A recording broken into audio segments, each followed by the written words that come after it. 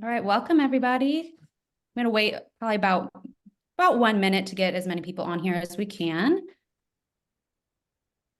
Welcome, welcome. While we're waiting, maybe drop in the chat where you guys are joining us from.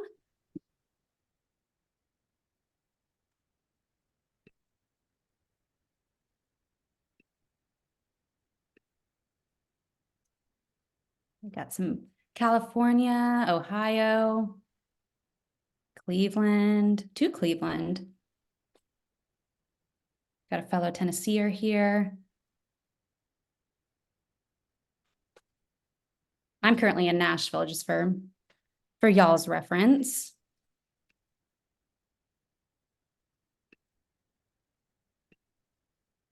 All right. Say this again. Yeah, we're gonna wait just like 1 more minute just to make sure that we've got as many people on here as we can.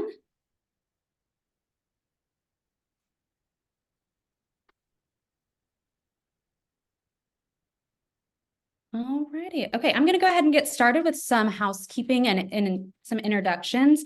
My name is Allie Bain. I'm the marketing coordinator for Integrative Life Network, and I'll be helping out this afternoon with some questions and facilitation on the back end. So if you have any questions about like kind of the technical workings of Zoom, or you have any issues, please drop them in the chat feature.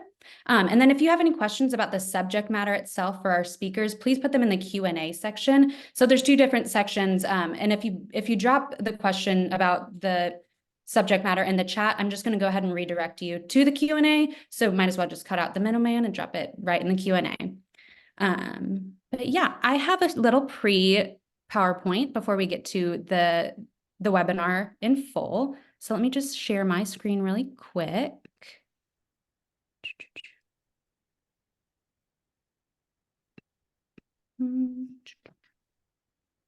All right. So you are currently at the Trauma-Informed Leadership webinar hosted by Carmen Dominguez and Gregory Fisher. Welcome again. So as a reminder, this webinar is brought to you by Integrative Life Network, and we are the premier family of trauma-focused program or treatment centers for substance use, mental health disorders, eating disorders, and intimacy disorders. We often get a lot of questions about kind of the programs within our Integrative Life Network. And those programs are Integrative Life Center here in Nashville, Tennessee, where I'm located, Begin Again Institute in Boulder, Colorado, and Sauna at Stowe in Stowe, Vermont. So throughout this webinar, we are going to be featuring Integrative Life Center and Sauna at Stowe. And so just a little bit more information about those 2 programs. Integrative Life Center is a privately owned treatment center in Nashville, Tennessee, and we are dually licensed to treat adults struggling with mental health and substance use disorders. We like to say our clinical superpower is treating co-occurring from a trauma-informed perspective. ILC offers a full continuum of care from residential through intensive outpatient IOP, including dedicated residential services for women's eating disorders and men's intimacy disorders, excuse me. We just recently became a preferred provider with TRICARE East Humana, meaning that we can work with a lot of veterans in that insurance. And throughout this whole webinar, if you've got any clients in mind that you think might be a good fit for Integrative Life Center, please reach out to us at this email provided. Moving on to Sauna at Stowe. Sauna at Stowe is kind of a sister program to our program here in Nashville, Integrative Life Center. Sauna at Stowe is a world-class treatment center in the heart of Vermont, and we treat substance use disorder and co-occurring mental health disorder. Sauna in Stowe is actually in network with Blue Cross Blue Shield and Optum, and we do work with a lot of other commercial insurance carriers as an out-of-network provider. And our goal is to work with individuals and families to make treatment affordable and accessible to all.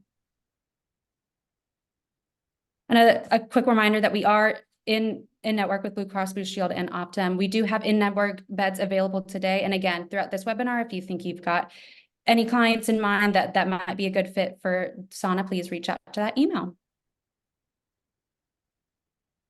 All right, before I turn it over and introduce our speakers, I'm going to give you guys a few reminders for CEs. For your attendance to be registered in Zoom, you must use that unique Zoom link that you received upon registration. This meaning kind of if you're watching with a friend right now on one computer, only one person is going to get that CE credit. So you might as well just hop onto your personal computer so you can individually get that credit. This is a little big brother of us, but we can see when you join and when you leave this webinar. So in order to receive the full CE credit, you do need to be logged into Zoom and attending the whole 90 minutes. So upon completion of this webinar, at the end page, it'll pop our CE evaluation survey will pop up at the very end. You must complete that CE to receive credit and to get your certificate. If for some reason you don't see that popping up at the very end of the page or at the end of the webinar, we will be sending a follow-up email with that link and a little bit or some more information as well. So if you don't see that again at the end of the webinar, you will get an email or two on the back end. Certificates will be sent out next Wednesday, April 24th.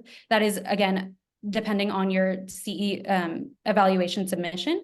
So we will be sending those out by next Wednesday, April 24th.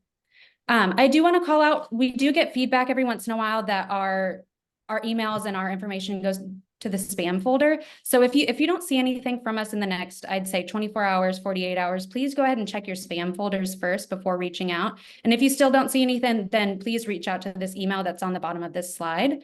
And then we'll be happy to help you get that information. This webinar is being recorded and will be available to view on our Integrative Life Center's YouTube channel. This will probably be up and ready for viewing by Monday, but that link will be provided to you on our follow-up email with certificates. So that follow-up email with the certificates will include the certificates themselves, a link to the pre-recorded webinar, and the slides that are used in today's presentation. Yeah, so I'm going to pause really quick. Feel free to take a screenshot of this page. If you have any questions, you can reference this screenshot if you have any questions about the CE information. All right. Finally, I'm going to start introducing our speakers. First of all, we've got Carmen Dominguez, and I'm going to try to move myself really quick. Carmen Dominguez has been a psychotherapist and consultant for the past 30 years and currently serves as the Chief Clinical Advisor at Integrative Life Network. She draws on her innate intuitive abilities as well as her traditional training to bring guidance and transformation to her clients. She integrates Toltec wisdom and ancient healing principles to understand how the mind gets programmed into performing self-defeating patterns and behaviors and guides clients on the path to self-mastery. She has specialized in working with individuals, families, and couples who have experienced trauma, addictions, and an array of other mental health issues. Carmen has been an adjunct professor at Lesley University since 1999, and she's developed and continues to teach treating the addictions. She completed the intensive family therapy training at the former Cambridge Family Institute. She's well-versed in post-induction therapy, where she was instructed at the Meadows in Wickenburg, Arizona, by Pia Melody, author of Facing Codependency and other books. Yes. We also have Gregory Fisher with us, and Gregory Fisher holds a bachelor's degree, a Bachelor of Arts degree in communication, a Bachelor of Divinity degree, and a master's degree in social work, as well as a degree in personal and professional coaching. He admits he has taken forever to complete his Doctor of Divinity degree. He is a licensed advanced practice social worker, a licensed practitioner of religious science, and ordained minister through the Universal Brotherhood Movement, Inc. He has completed specialized training in EFT, emotional freedom technique, and brain spotting, and is earning a certification in religious trauma therapy. Gregory is currently a senior therapist at the Integrative Life Center in Nashville and is a STAQ minister with the Center for Spiritual Living, Nashville, and a recovery coach and spiritual counselor through his own Nashville-based private practice. All right, that was our introduction. I'm going to go ahead and I'm going to put myself off screen and on mute, and I'm going to be in the chat kind of helping you guys with any questions that you may have. And I'm going to turn it over to Gregory and Carmen.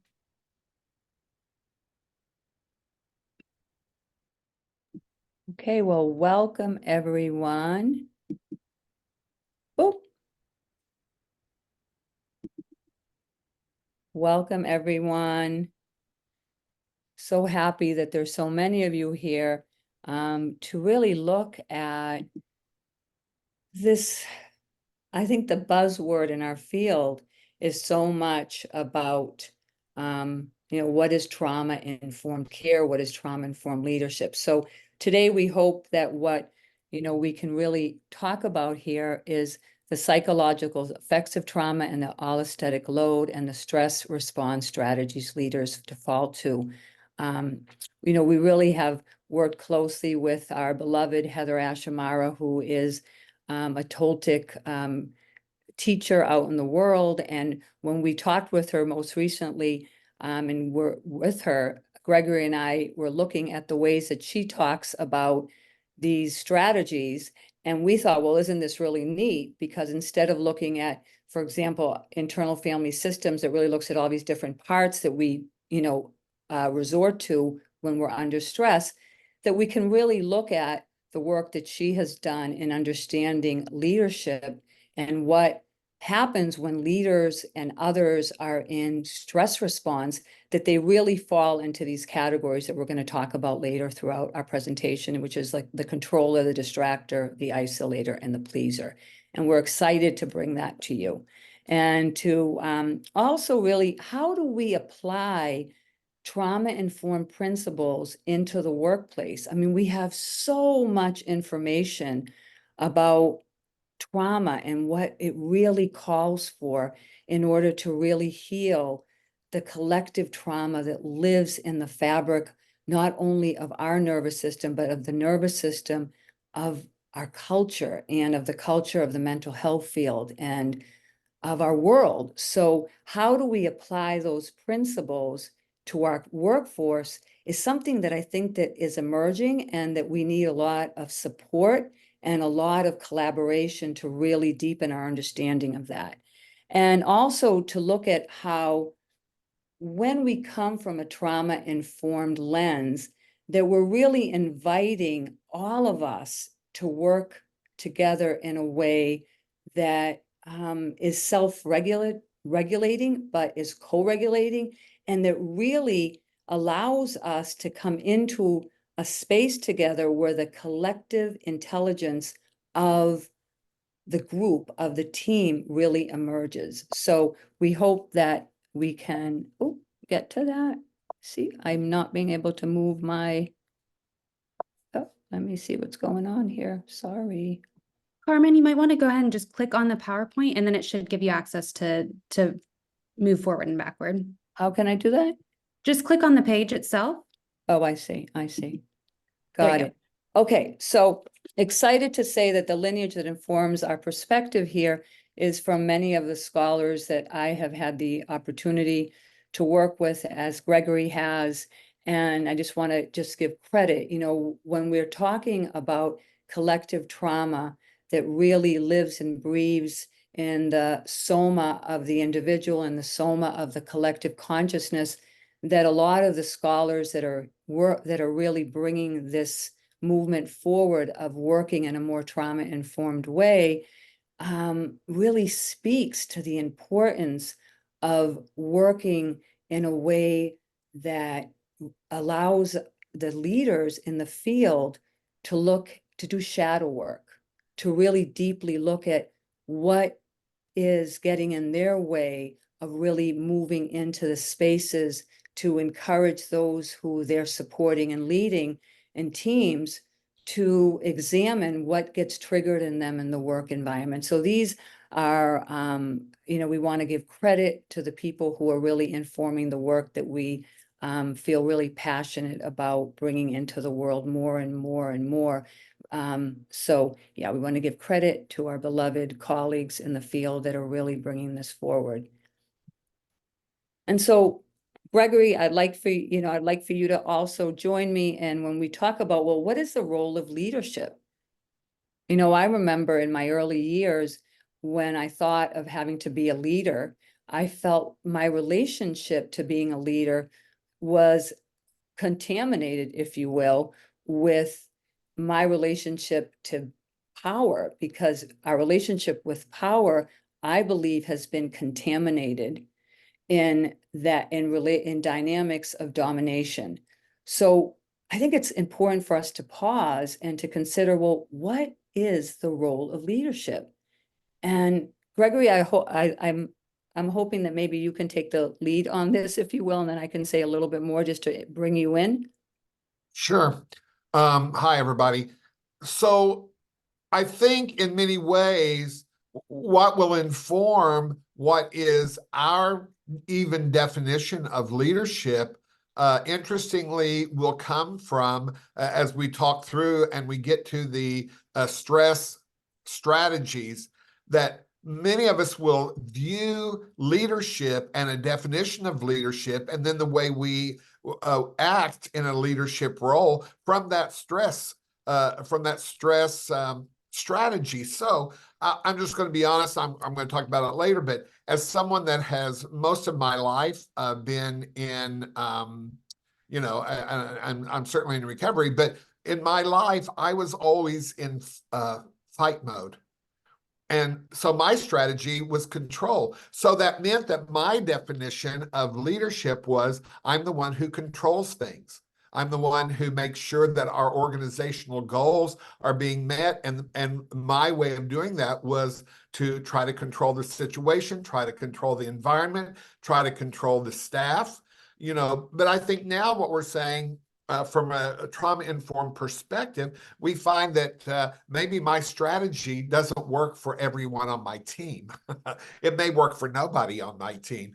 So getting to a place where I understand the concepts we're going to be talking about as we go through, so that I'm able to make sure that people are able to perform at their optimum in the environment. And the leader is perhaps the biggest role of a leader is to provide the environment that is conducive to people bringing their best, then getting out of the way, providing support and resources so that they, in fact, can bring their individual, much needed contribution. Yeah. Yeah. And so I invite us, wherever you are, is to take a moment and to appreciate and be mindful of how all of us as human beings are tender beings. We're tender. And when we step into the role of leadership, there's a great deal of pressure that we may feel in getting the job done. And it's important to recognize that leaders really have a responsibility to lead people in a direction that is going to allow us to expand and grow in the direction that the mission that we're collaborating on is aiming for. So it's really important for us as leaders to recognize that we're all tender, we're all vulnerable. We're all wired for safety and connection and belonging. You're going to hear us say that throughout our presentation, because I don't know if we really honor and say that enough when we're in spaces where there's this demand for us to perform, a demand for us to show up in a way that we can be celebrated and acknowledged. And yet it's really important that we recognize that we are all tender human beings. And as leaders, we have the opportunity to move us in a direction that is more inclusive and that honors everyone's right to be, become, and belong. That we have that opportunity as leaders to bring more awareness to what it really means to move away from what we know has caused harm to people. Trauma happens, as we all know, in an individual and a social level, and it really happens without awareness that we have been influenced by history and long history of hierarchies of domination that work in a way that is about power over versus power with. So that when you consider what trauma-informed leadership is about, you're going to hear us talk about the importance of the relationality, that really trauma-informed leadership. As someone who I've had the privilege of doing some training with, Thomas Hubel, a mystic in the field that wrote a book on collective trauma, talks about trauma-informed leadership is really about relational leadership. It's about coming into relationship with those who you are supporting in the mission of your organization and the mission of a movement that you're involved with, that really takes into consideration the importance of not perpetuating dynamics of power over.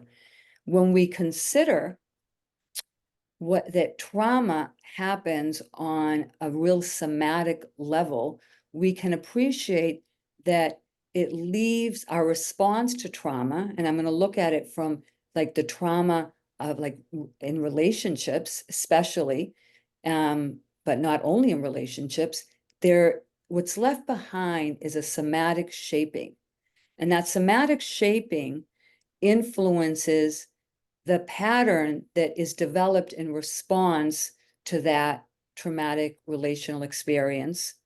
And then what happens is that when there's no longer need for that response to come into play, it continues to, come forth because we haven't looked at it. We haven't, with compassion, really looked at that somatic shaping. It happens, on automatic pilot, if you will. So, Gregory, do you want to say anything more here? No. Okay, so we can move on. So we can appreciate that in the workplace, trauma is happening and really impacting employees' performance. And why is it happening in the workplace is because here is where we are in essence performing. We are not performing necessarily inauthentically. I think trauma-informed leadership is about how do we align ourselves to perform from our authentic selves, from our best selves. But yet we are, if we're not conscious, what we're doing in our jobs is that we're performing, and we are looking for recognition, and we are looking for support, and we are trying to shine. And so it's really, I think, we're all vulnerable in our work environments because it's where we get judged, it's where we get evaluated. And so it's really powerful when we're leaders in organizations and we're cognizant of how all of us are wired for safety and connection and belonging, and that really our inherent worth is always there, and that sometimes we mistake our sense of worth with what we're doing. And then that becomes problematic, because if we are relying on performing so that we can feel that we belong and that we're safe, then our relationship to what we have to offer gets complicated. It gets potentially disrupted because we're in relationship with our capacity in a way that is like, I want to be part of, I want to belong. And that creates a lot of stress in our system. And there's so much research that's supporting that. And I am passionate about bringing more awareness to how we can really, let's say, perform and shine when we are not coming from that place of trying to prove ourselves. So here it's like, well, we know that allostatic load is about the cumulative effects of stress. And yet we know that in work, when we're at work and we have a mission to accomplish and we have something that we feel inspired to bring forth, that there is a level of stress that is, let's say, healthy, because it is stimulating the sympathetic nervous system to mobilize us to feel inspired to create the movement within ourselves and within the people that we're working with to get it done. But when we are in relationships in our work environments that are perpetuating, our trauma response without even recognizing it, it just adds to the allostatic load that is happening anyway, because when we're working, we feel stress. And so what's the price that we pay? Well, it's burnout. And, we could go on. We don't have a lot of time here to really talk about the effects of burnout. We all know that when people get burnt out, they leave jobs. And as someone who's been in the mental health field for, over 35 years, I have seen that, especially in community health centers where there's so much pressure to, to perform in a way and that doesn't really take into account that the clinicians that are doing the work also need to be supported with the principles of trauma-informed care so that they can continue to feel inspired, they can continue to feel like they're in right relationship with their gifts, their competencies, and we could avoid burnout, and we could avoid, people, quitting their jobs, and when we have a lot of, turnaround in with employees, that really impacts the container of where the work and where the goals that we're trying to achieve are happening. So again, really important to be cognizant of when we're unconsciously operating from hierarchies of domination, that we're actually, impacting the allostatic load. And as we know that when there's an allostatic load that's accumulative, it impacts all of us physically, emotionally, mentally, cognitively, and we can't show up at our best. Gregory, do you want to add something? Well, yeah, yes. And what I was thinking about as you were talking, Carmen, was how everything we're talking about here, it applies if I'm a leader in an organizational structure, but it also applies, everything in today's workshop really applies to the relationship as a clinician that I'm going to have with my client. And the it can be, I'm in that situation, I can consider myself maybe a leader with this client, and all of these same things are factors in that relationship as well. And what I think is important is that this place of regulation that we're trying to create in the work environment, it actually begins with me doing my own work to come into the space, and you're going to hear us say a lot, feeling safe, belong, care, connected, and worthy. If I start from there, and then from a place of compassion towards myself and the trauma that I bring with me, then I'm able to convey that outward to the people around me, maybe to my clients and maybe to my coworkers and the employees who work with me. Right on. Yeah.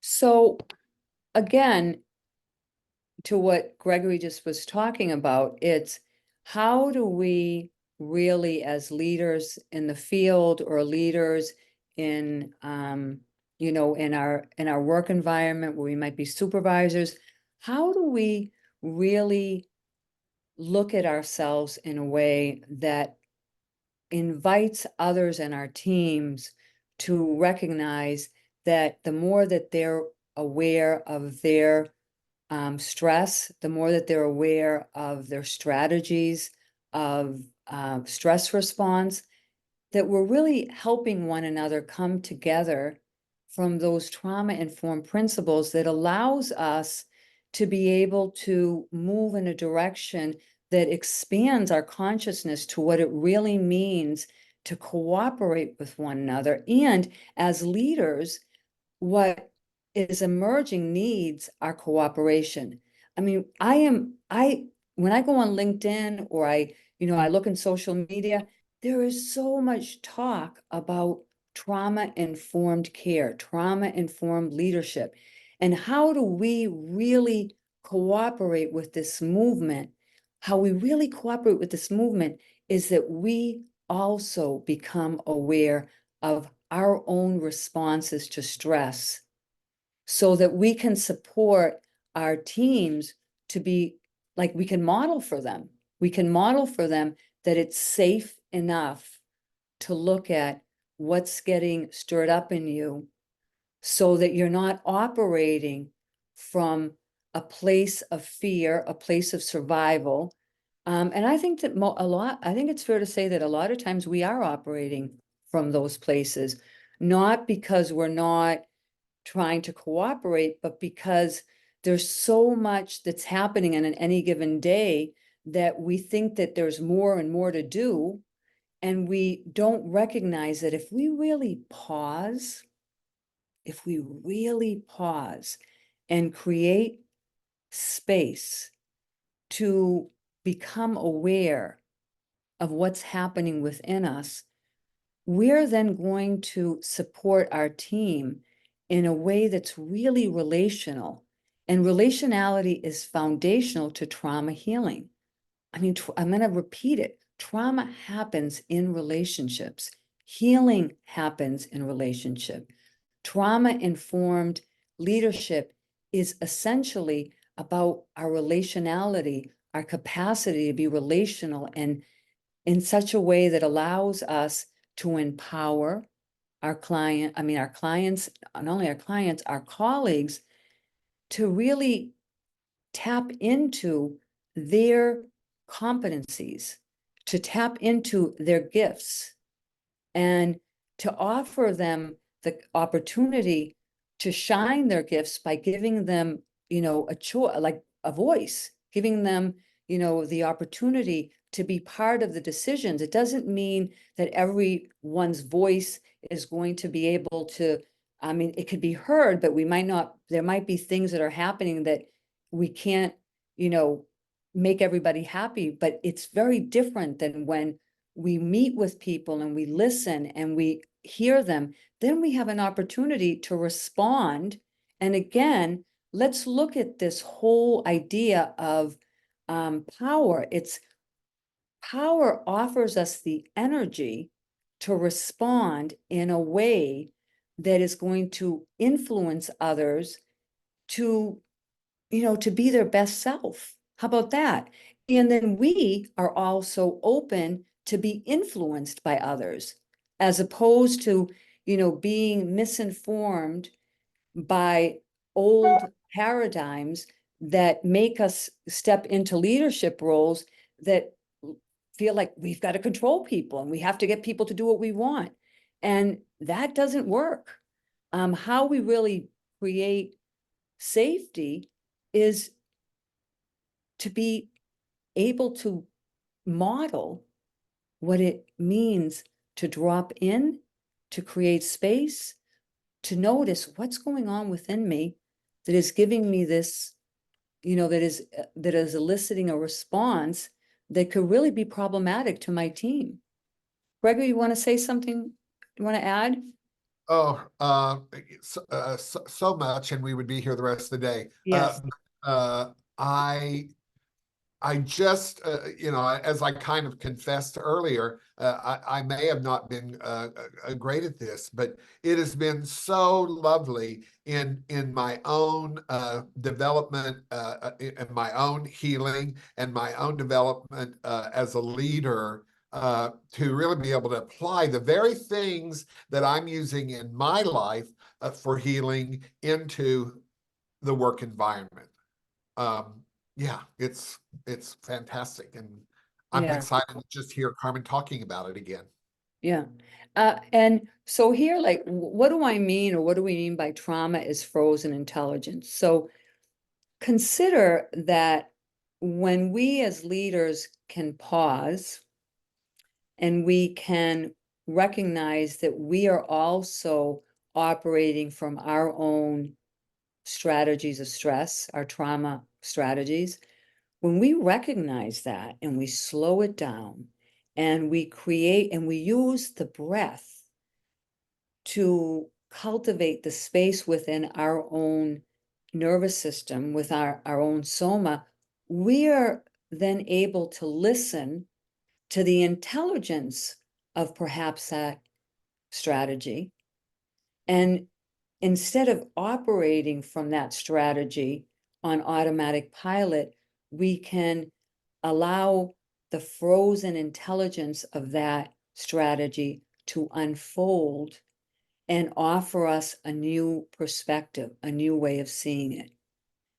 So it's really important as leaders to examine our own trauma response. It's to do that shadow work. And I say this often, anyone who knows me say, I talk a lot about creating space. And when we create space, we are actually allowing for a greater intelligence from our authentic self to emerge. And we're also inviting our colleagues, our team members to, create the space within themselves to recognize what's happening for them. So again, we're really excited to talk to you about these strategies and how to, in a playful way, and I mean playful because it doesn't have to be all, serious, but in a playful way, bring forth awareness of how all of us, I mean, we know this, we know this because of of the work that is, been, offered to us in our field about trauma, is that there is these strategies that we run into, that we resort to on automatic pilot, that are distorting the greater truth that's available to us. So to do shadow work is so key to trauma-informed leadership, to do the work of what is happening within my own system in response to the demands of my workload, what's happening. And as the more that we do that, the more that we then can model to our team members that we understand that we're all tender, that we're all wired for safety and connection and belonging, and that collectively we can support each other so that we can have the intelligence of the collective, the intelligence of the collective knowledge that we all hold together emerge and work from that place.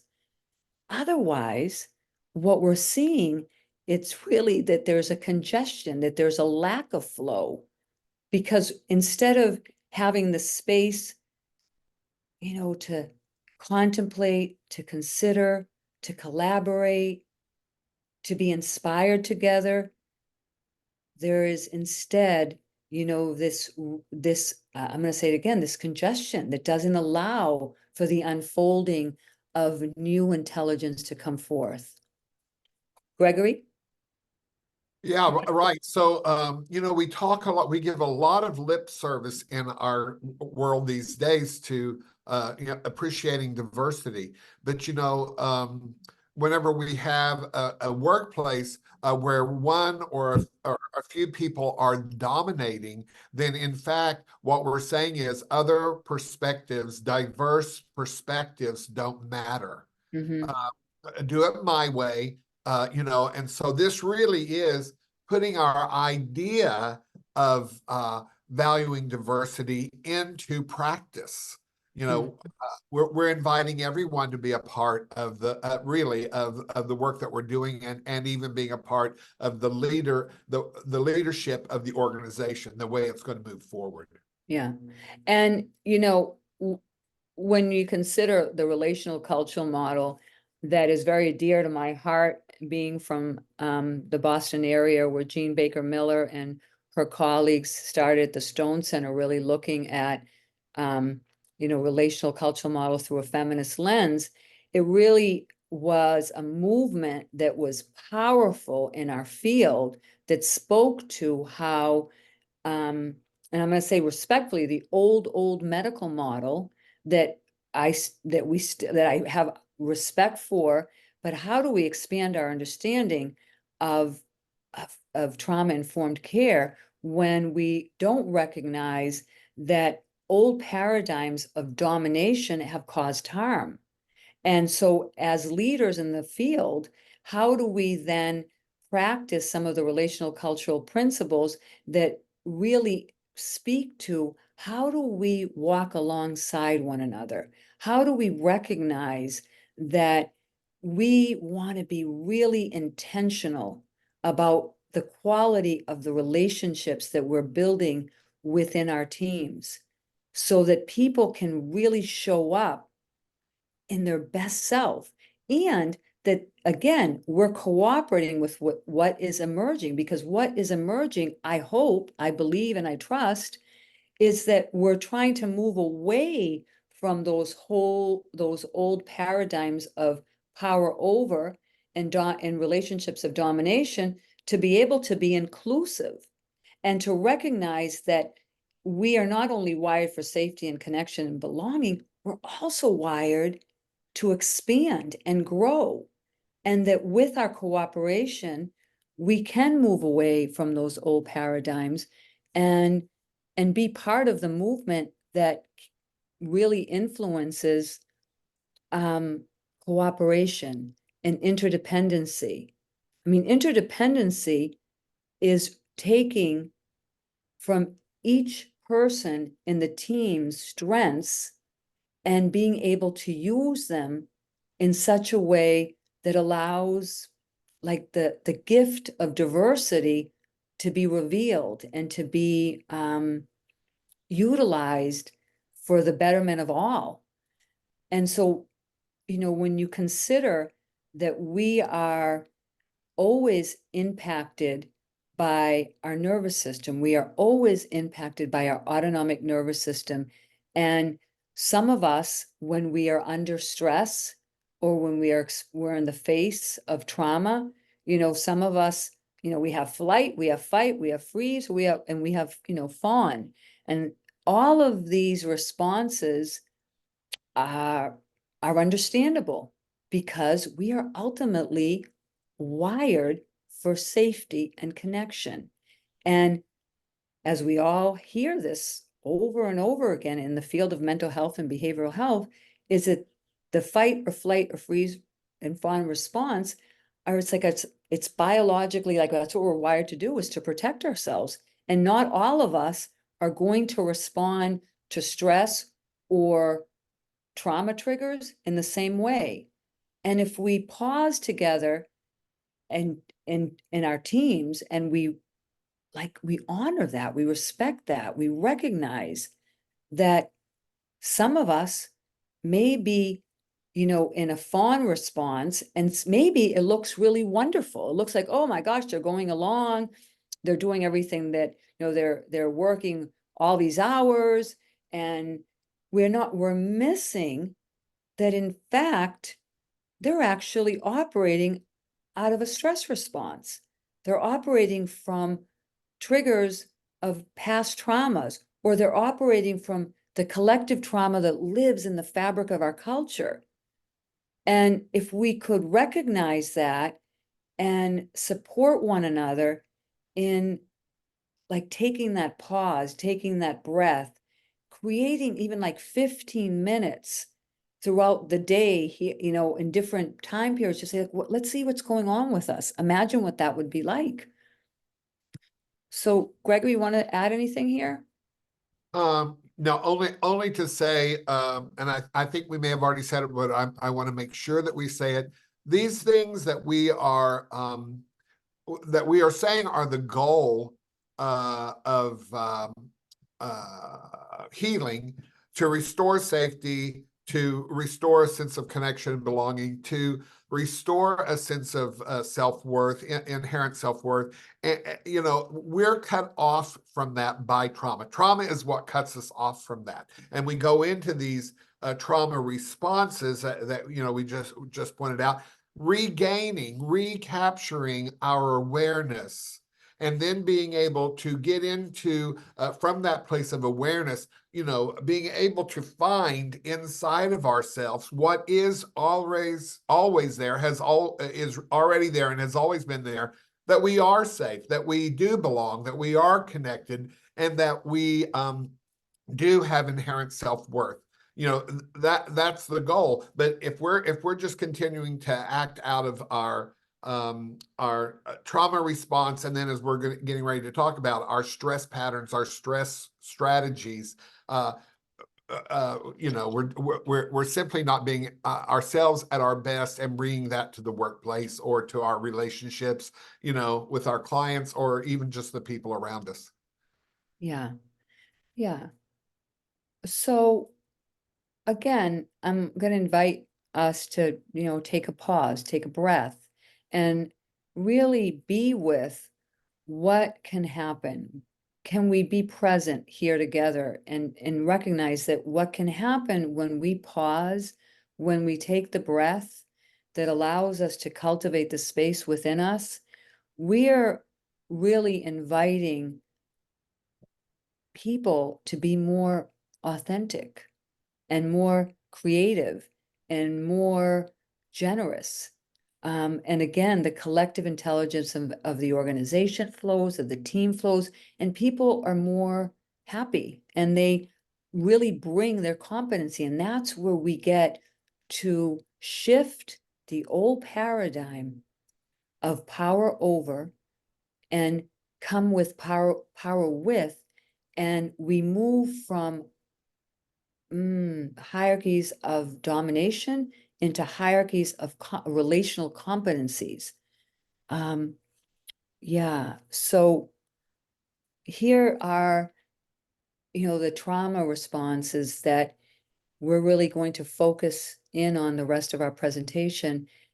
And as we talk about them, you might recognize that this is one of your responses. And it's challenging to try to hone in on only one of them because I think we all have more than one.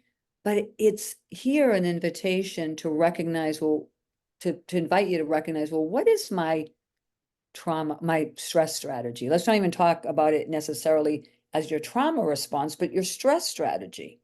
I mean, think about your day-to-day, life in the workplace, all the stress, all the care, all that you put into it, how much we really do care about doing things the right way, being part of a team, being part of an organization, movement, mission.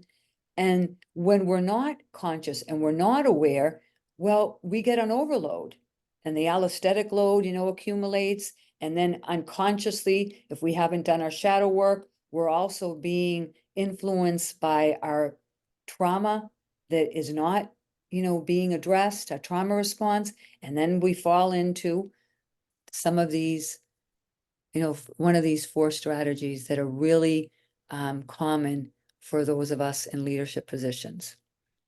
Gregory? Right.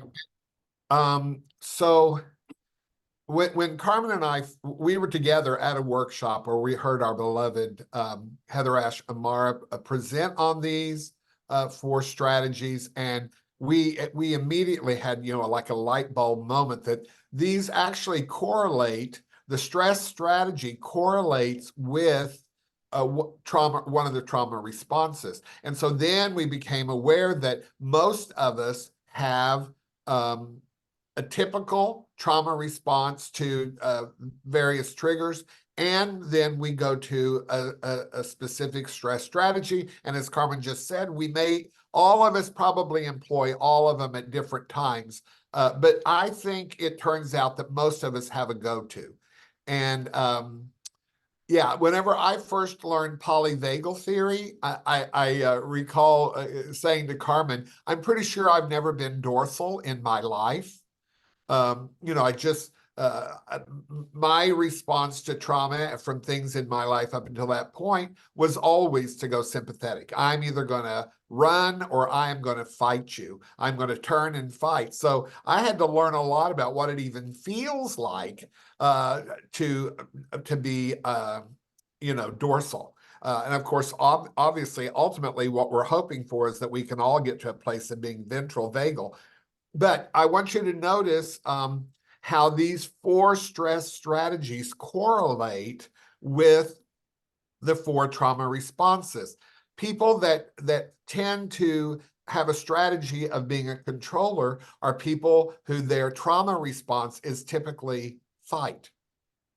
Distractors typically are coming from a trauma response of flight. Isolators typically are coming from a trauma response of freeze. And pleasers are people who typically come from a trauma response of fawn. Yeah. So we're going to talk about each one of these a little bit here, but as you listen to us talking about it and kind of explaining these all a little bit better, just consider, oh, I know that one. I recognize that one. That tends to be my go-to. And again, we all use all of them at various times, but we will have one, I believe, that is our dominant stress response or strategy. So here we're talking about the controllers. They feel safe when they're in control. And of the people around them, the world around them, they have got a grip on what's happening. They can be great leaders. And in fact, people whose stress strategy is to be a controller tend to be the people that rise pretty quickly to leadership positions. But they often squash other people around them who they perceive as a threat to their safety and to their plan. They manage their own and other people's emotions, either subtly or blatantly, through domination or manipulation, and they believe their way is the right way. Their way is the right way. Right, right. And what I want to say here is, when I've done this presentation, in person, and it's been longer, it's fun, if you will, and it's very telling when we talk about the downfalls of some of these strategies, because controllers sometimes feel really alienated and isolated because people can appreciate that they're getting the work done, but they also have a reaction to them. And if you consider we're wired for safety and connection and belonging, what happens to the controller who is using their strategy to get the job done, and yet everybody is likely talking behind their backs about how they are, being controlling, and they're not Well, being and nice. sometimes, Carmen, what controllers also do is they come to resent the fact that they feel like they're the only one getting any work done. Right. And then they resent the fact that they feel exhausted all the time Right. because I'm the one that's supporting everything. Exactly. So distractors, as this says, keep themselves safe by staying busy and also being sort of checked out. So they're the ones who come in with so you come up with a challenge for the team, and they're the one that's going to come up with 10 great ideas, 5. They're going to come up with lots of great ideas.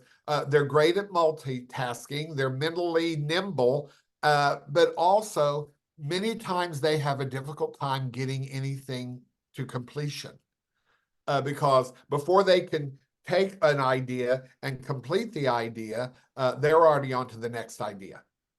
And so prioritizing and scheduling and those sorts of things are difficult for distractors. Mm-hmm. Mm-hmm. Yeah.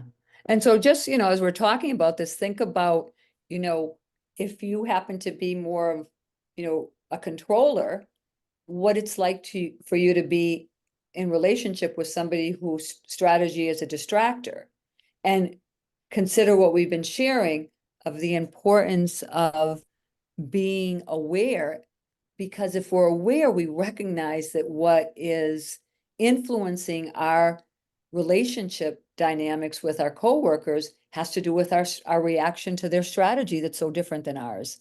And still their strategies has a gift. Right. And if we can also recognize that that controller is in fight mode. Yeah. That distractor is in flight mode. Then we come to the isolator. They habitually hide. They're scared. They're uncomfortable in most situations, especially if they're going to have to be in an organizational structure where they have to be collaborative and cooperative with other people on the team. So they hide. They have a strong connection with spirit, if you will, but they sort of have a strong connection with being reflective, with being, they're the ones that are going to think things through. They have an excellent sense of who they are typically because, they spend a lot of time alone investigating that. But what often happens is they're unable to express to a team, especially if they feel like they've been squelched by a leader. So they're not able to sort of impart their wisdom because they really don't necessarily have the skills to do so, or have never been allowed to even develop the skills to do so. Right. So, Or they it's could be that they don't have the skills, but they're also on overwhelm and Yeah. they can't share from that place of the stress response what it is that they really are, intuiting, that they're connecting to. It's like, I mean, literally, they're isolating. And while they're isolating, they might have great information about what they'd like to share with the team, but they don't feel, as Gregory said, safe enough to do it, or they don't feel that they have enough of that sympathetic energy of mobilization to bring it forth, because they might fear that they're not going to be welcomed in some way. And again, until these strategies become conscious, come into awareness, they're happening on automatic pilot. yes. And this is what trauma-informed leadership really is calling forth, is for us to be aware that we too have our own responses that are getting triggered without our awareness. And healing is about becoming aware of the shadow parts of us that are eclipsing the wisdom that is within us. So Yeah. the more that we can, as leaders or in organizations or in mental health, settings, or wherever you may work, become more aware that this is always, and I mean, I want to say it's always at play. If we're not, I mean, it's always at play, and we can become aware that it's at play, and we can pause and course correct. So pleasers, Gregory, if you'd like. Yeah. So pleasers are the ones that only feel accepted and safe when they're helping others, or when they're in service to other people, and maybe it's in service to the objective of the team, or the overarching goals of the organization. But it's their job to make sure that things are getting done, and it's through their hard work, perhaps, that's what's happening. They're very sensitive, and they actually do bring an aptitude for service, and that's necessary. But they become hypervigilant and outer focused. Often what happens then is that they become resentful, and they feel victimized by the work, by the system, by the leaders, and even by the other team mates, who don't feel the need for the same level of caregiving and caretaking that they brought on. Yeah. So I Go have ahead. deep compassion for the pleasers, because they look like they're doing, everything and anything to keep things going, and people like them, but they also are, they also feel that they're not seen, and they're not recognized, and they're not supported. So there's a lot, to be said for all of these strategies. And I think pleasers, because of the nature of the fawn, that's really influencing this strategy, it's like, I'm going to go along to get along, and ultimately we're missing that they too are really burnt out, yet they might be doing what everybody wants them to be doing. So if we had time, and we don't, we love doing an activity that is very playful. And I'm going to stop sharing my screen just for a moment. Is that okay? And you can come on with me, Gregory. And Yeah. just let's just say, so Gregory, I want to ask you, what would your strategy be? Even though I kind of know it, but But yeah, I've already said, like at the beginning, I've always been a controller my whole life. And, I can tell you why. But so what happens then with that is when I'm in that controller mode, I'm using that strategy. I will take over. If I see anything going south, I'm going to take over. I'm going to put together a plan. I'm going to articulate the plan, and then I'm going to make sure everyone is marching in line. I always say to people, I can organize a cat march. I mean, that's just kind of how I've always viewed what I bring to the workplace. And again, so I can sell that. I can sell why we need leaders who are controllers. I can talk about all of the good things, all the attributes. I can sell that thing. But if so this activity that we usually do when we're in person, we have more time. We say to people, identify which one of these strategies you think you employ the most. Then we have them, the four groups in a different corner, meet and discuss, be able to come back to the rest of the group and sell why your strategy is the best.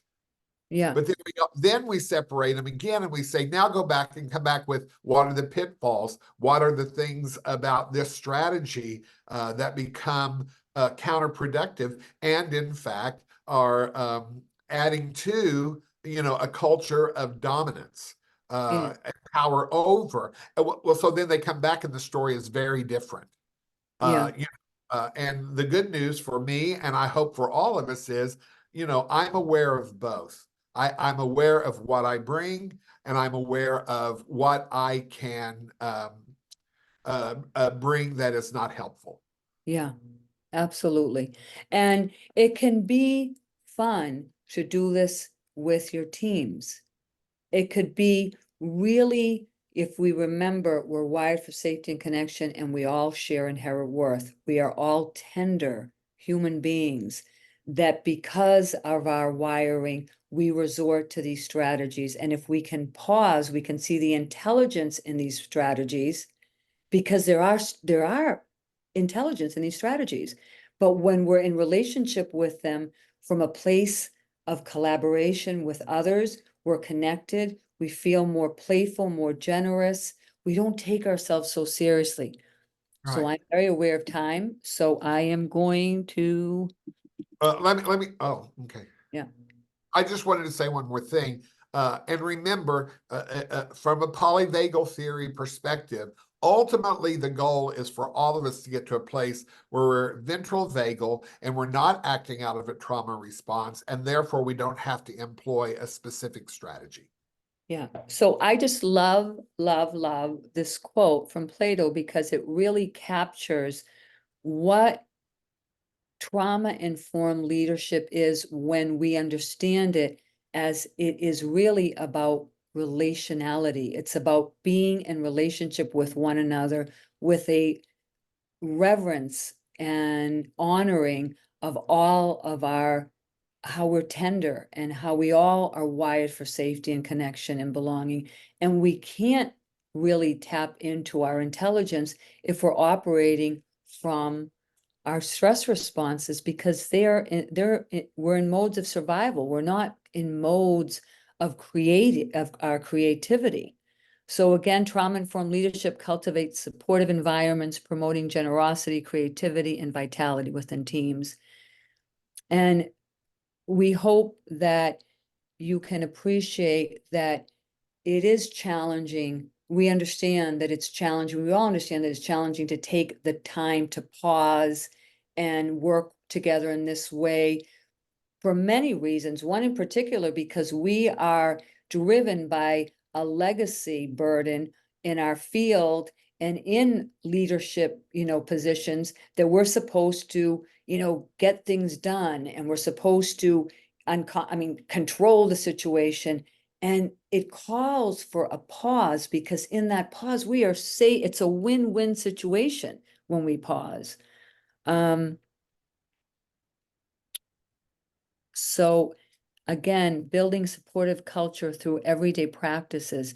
It's, can we be intentional about how we're creating time, space to come together and remember that we are under stress when we're in our workplace, that doesn't have to, accumulate to the point that we then go into some of our trauma responses or our stress strategies, and then we aren't operating with our best selves.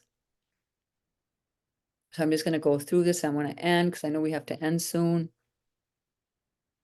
So as leaders, it's to create experience that acknowledge individual stress strategies, and that we're really supporting our team members to become aware of these default strategies, and to be vulnerable about our own response. I think of Brené Brown's work about the power of vulnerability. It's like, yes, the power of vulnerability. And yet, can we also be cognizant of how we have been influenced by these old paradigms, that when we're in these roles of leaders, we think we can't be vulnerable, but vulnerability is powerful. It allows us to feel supported and held. We have a place to, land when we are able to share with one another what's really going on.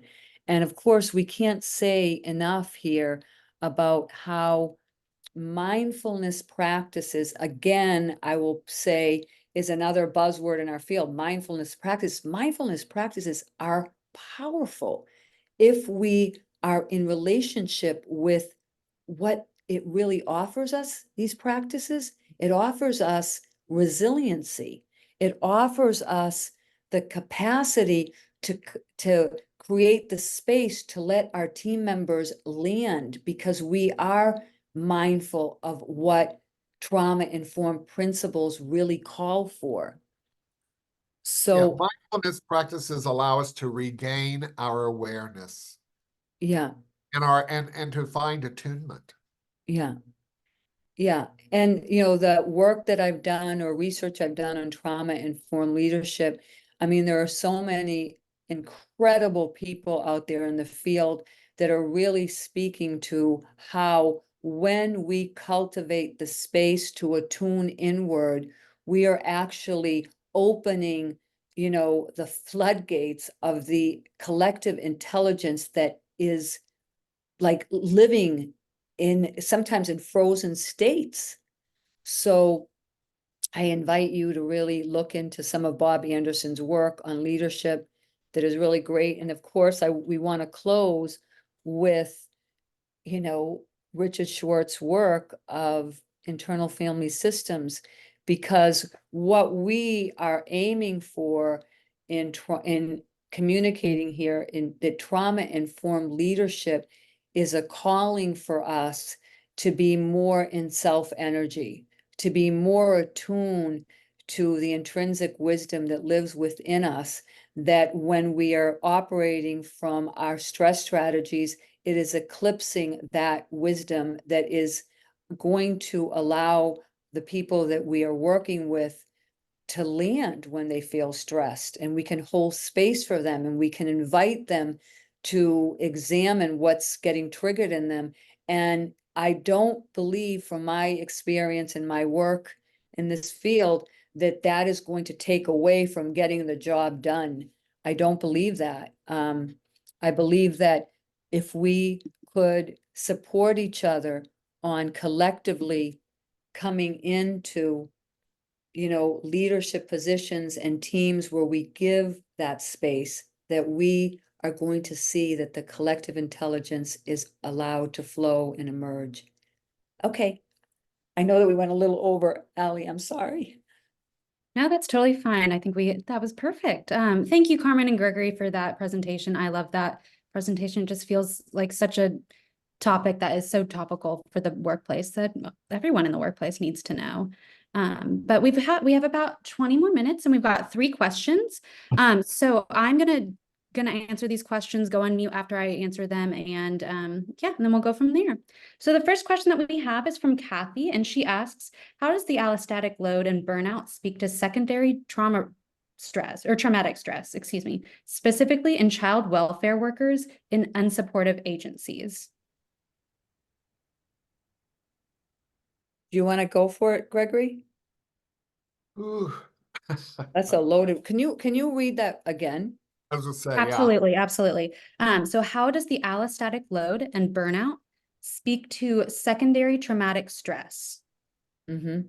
And she's asking specifically in child welfare workers in unsupportive agencies.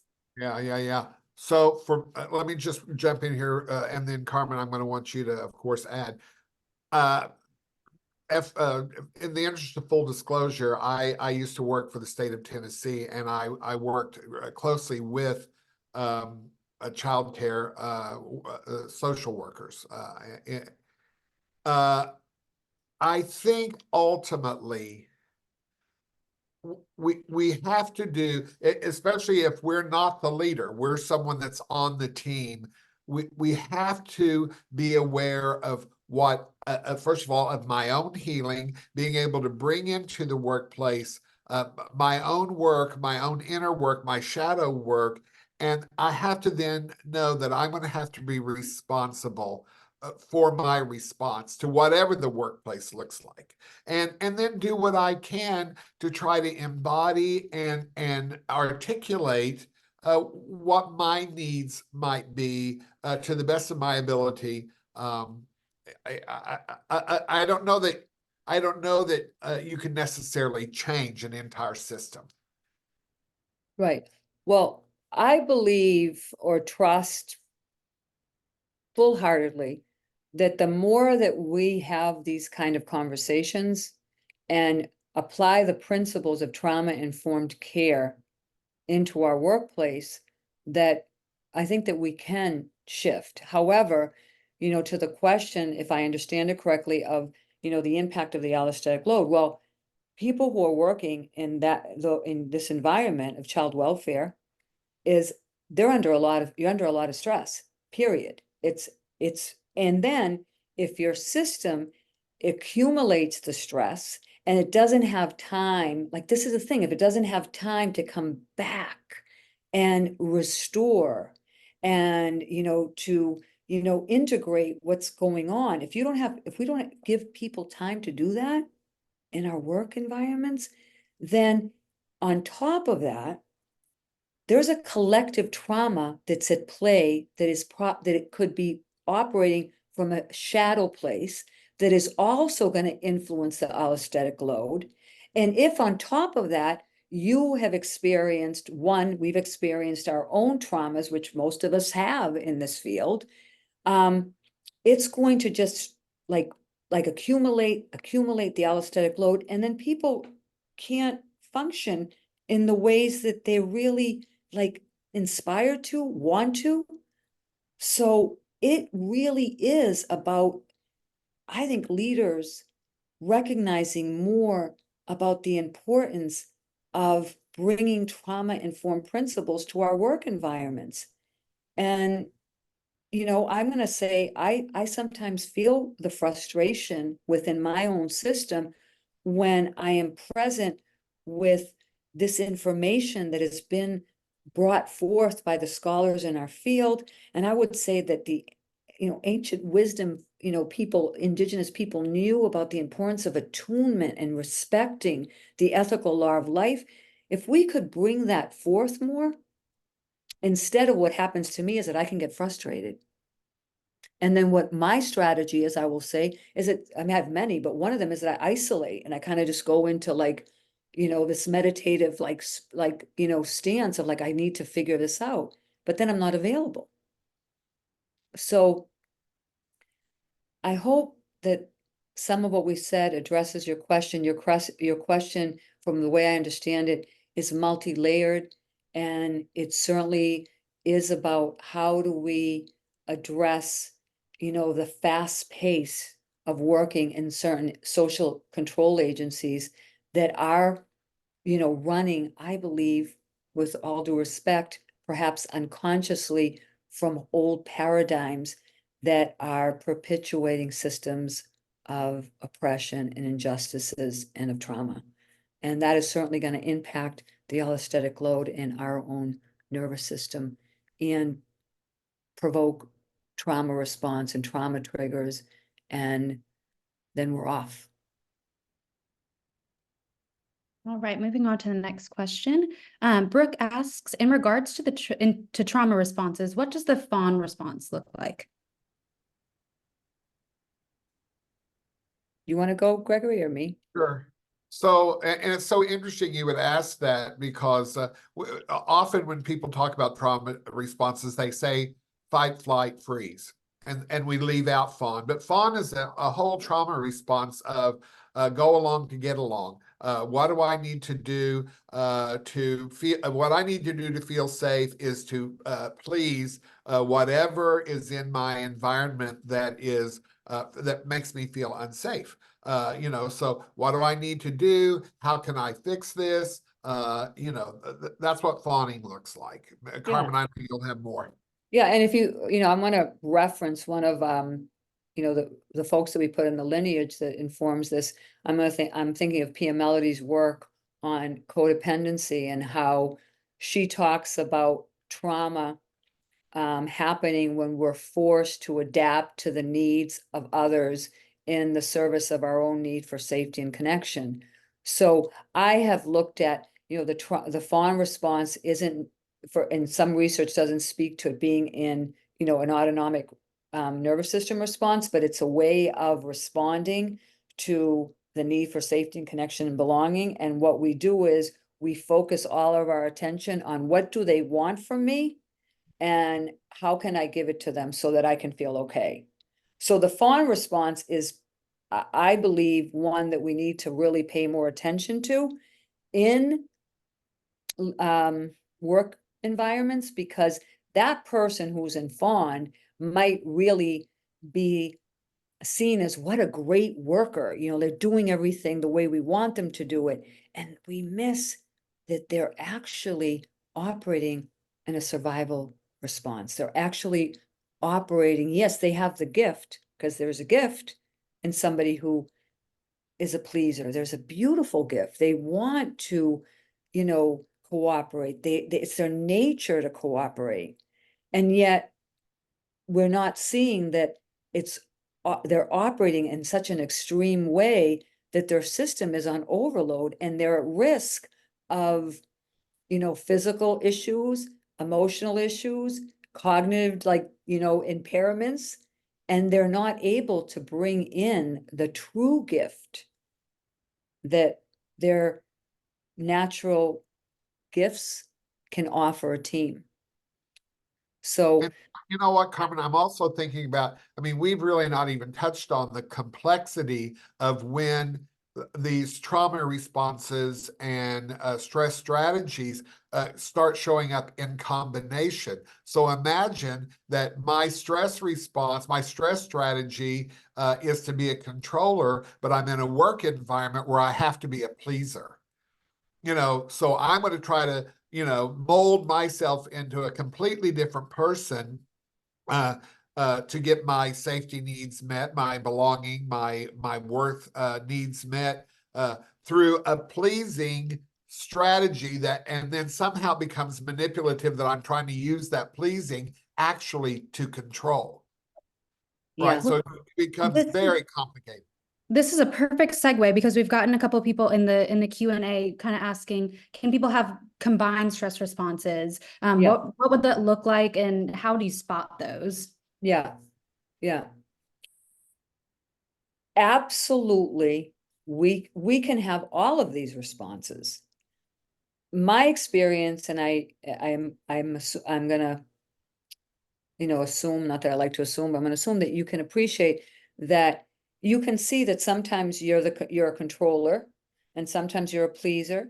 And it's really important or valuable to recognize which one's my real go-to in my work environment. and maybe with my children, I think with my children, my adult children, I still tend to want it when I'm stressed. I might want to control. But in work, there's different levels, at first I might, when I'm really excited about the stress, about, what we're going to do, I might be a controller. In fact, I am a controller. But when it's on overload and the allostatic load has accumulated, and now my trauma response from my family history and I'm not aware, now I'm functioning more as like, I gotta just chill out and move away, and I'm not gonna say much, I'm gonna observe. Now, that strategy has a gift, because I am somebody that knows how to go in and connect and get deep. But I can't bring any of that to the table, because now I'm in a stress response and I don't have a voice.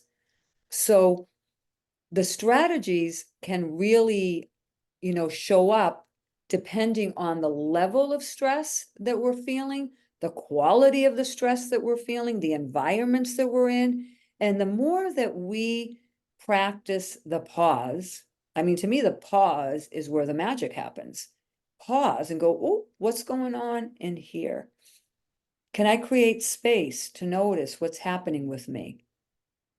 And to the point that Gregory, you made with the first question, it's when you're not in a leadership role, but you are in a leadership role, because you're not in a leadership role if you're not creating the policies, but you're in a leadership role with the clients that you're serving. And so that becomes really complicated. And so how do we bring voice? How do we bring consciousness to trauma-informed leadership, ultimately being about relationality and about conversations and about creating spaces to honor the tenderness that we all share? How do we really honor that? I think we have a lot of work to do. I do say that. And those who know me would, recognize that I sometimes, I've been a fighter in my life, for social justice. And these days I'm a fighter, but I take my isolator strategy. I'm aware of it, and I get quiet and I listen until it's time for me to share. So what I hope we are communicating, that the strategies themselves have gifts, but when we're not in relationship with the gifts and we're an automatic pilot, we can't use the gifts that they offer us. I hope that makes sense. And I think of Gregory. Gregory is more naturally, if I may say, as my colleague, is more of a natural controller. I mean, I can be too, but so I can go to Gregory as my colleague, even though I might be chief clinical advisor, but I can say, I need some help with you around this, because that's not my thing.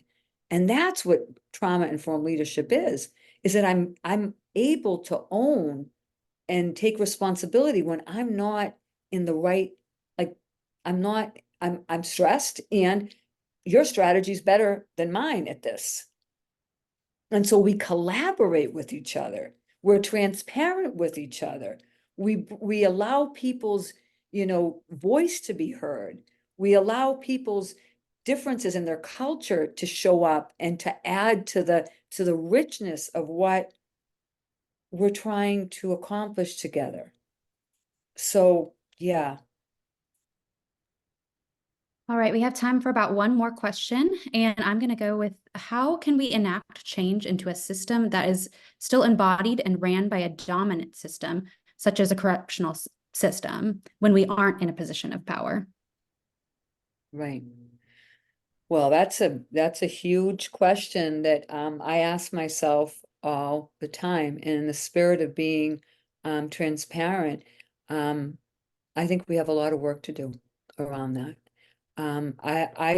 What I like to do is I like to raise consciousness by not, getting into a fight. Like in my earlier years, I would have been like radically, like, naming it all and putting everybody out there. And there was a time for that for me.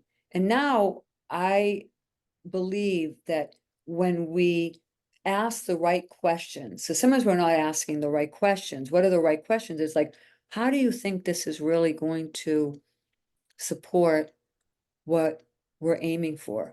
How does this support what we're aiming for? And to ask it with the right state. And when I say right state, if I'm asking it like from my control, like, how do you think you're going to be doing this? What's wrong with you? That doesn't allow for a flow. So I've worked in the prison system. I remember working in the prison system in the Department of Youth Services with the intention of going in to do just this. I mean, that was many, many years ago, to say the system itself needs to revamp their organizational structure to be more supportive of and conducive to healing, to rehabilitation. We need to be able to see how, if we're not aware of how the system is perpetuating, people in the prison system to continue to act the way that they're acting, we're not making change. So I would talk a lot about, what's going on here? How can we really do rehabilitation if the environment is actually creating a response that is the same as the trauma response that got them where they're at in the first place? We have a lot of work to do. We have a lot of work to do. And I hope that the more that we, bring forth to our organizations trauma-informed principles, and we show the research. I have a student, a former student who just got her PhD, and I saw her dissertation. I was able to hear her dissertation on trauma-informed leadership, and it was beautiful and powerful. And it was, the bottom line was, how do we really show that on a systemic organizational level that we're perpetuating these systems of injustices that are not allowing us to expand? And we have to be able to keep talking about it with, as Gregory says, the more that we can be in ventral as leaders, even when you're not a leader, but you kind of are in ventral and you explain your perspective and you invite them into, the conversation, maybe we are cooperating with what is emerging in our own unique roles, because we all have roles that are in some ways holding power, especially when we're working directly with clients. I often say to clients, in fact, I probably say it 100 times a day. Oh, that's an exaggeration, but at least 20 or 30. And that's not an exaggeration. I often say, what do you want that you can control? Yeah. Yeah. Wanting things that over which I have no control is really only causing me suffering. So what do I want that I can control? And the one thing I know I can control is my response. So as you're speaking here, the question of how do I'm in this system that doesn't get it. I can come in having done my work in a ventral state to the extent that I can remain there all day. I'm showing, what I want. And so then we let Gandhi have the last word, that be the change you want to see. Be the change you want to see. Hold space for that, for the people around you, certainly for your clients. Be the change. Yeah. And sometimes again, I'm going to say this, we are all tender. And so can we be patient with ourselves when we recognize that we're in a stress response and we're angry and we're pissed off and we're looking at the system, and that's appropriate. And what I want to say is, before we end, is that this whole, movement around regulate, sometimes it's like, we can't regulate, because what's happening is not okay.